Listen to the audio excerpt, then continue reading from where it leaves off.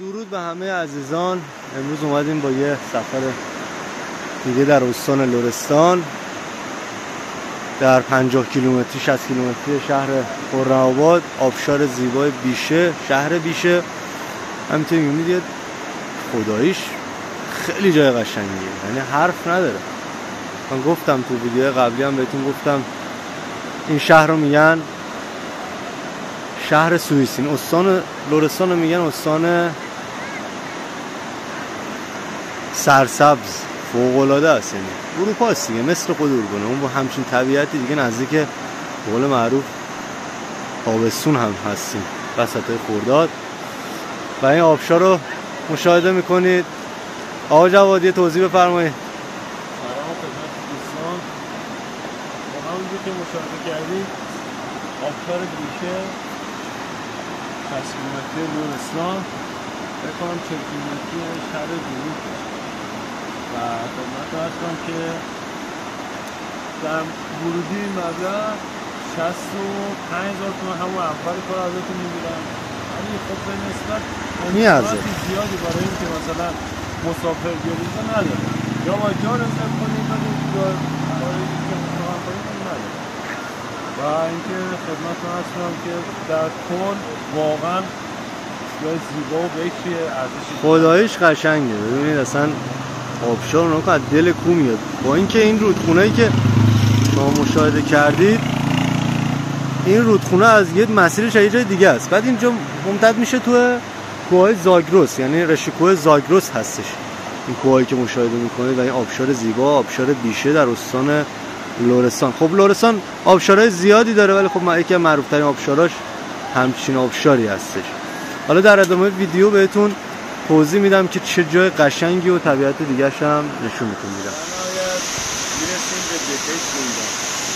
مشاهده می‌فرمایید چه طبیعت زیبایی. بهشت رو نگاه میتونید اینجا پیدا کنید. خدا همچین بهشتی رو هیچ جا نمیشه پیدا کرد.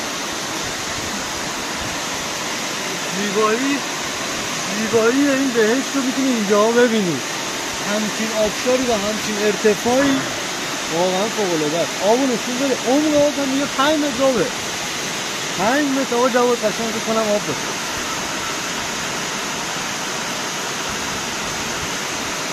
در دل کوههای زاگرس. واقعا رشته‌کوه زاگرس جای دیدنی داره. من کردستان رفتم و رشته‌کوه زاگرس در اورومانات، اینجا هم جای خیلی قشنگیه به نظر بنده. خب دوستان انشالله که شما لذت ببرید از اینجا. فقط یک نکته هم که میتونم بهتون توضیح بدم، اینجا تو این منطقه وقتی میاید اینجا شنا ممنوعه، یعنی هیچ جوره نمیتونید به این دریاچه میگن دریاچه های سزار، اسم دریاچه سزار. اینجا شما میتونید اجاره کنید و برید شنا تا همون محوطه‌ای که خودشون میگن اجاره کنید و شنا کنید با قایق‌های بادی. خیلی بالا. بعد شرایط جوی داره که الان هوا فوق‌العاده است، هوا خوبه، در حال غروب شدن آفتاب، غروب داره میشه و این آب هم اینجوری.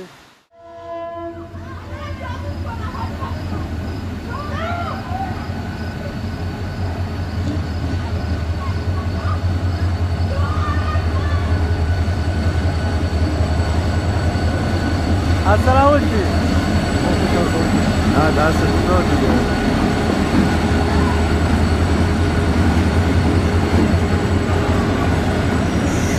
چقدر پشمام.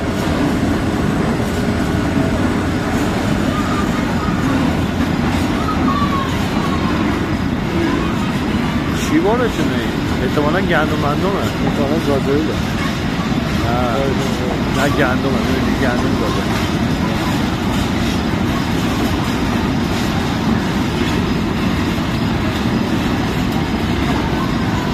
ما بینه چون خلاف‌ها قاچاقچی‌ها وای میسته دیگه. ها؟ آره دیگه. چقدر طول داره آجی. باری خب معلومه. میدونی چه قدرتی میخواد اینو تکون بده؟ همشون هم گندم آجی.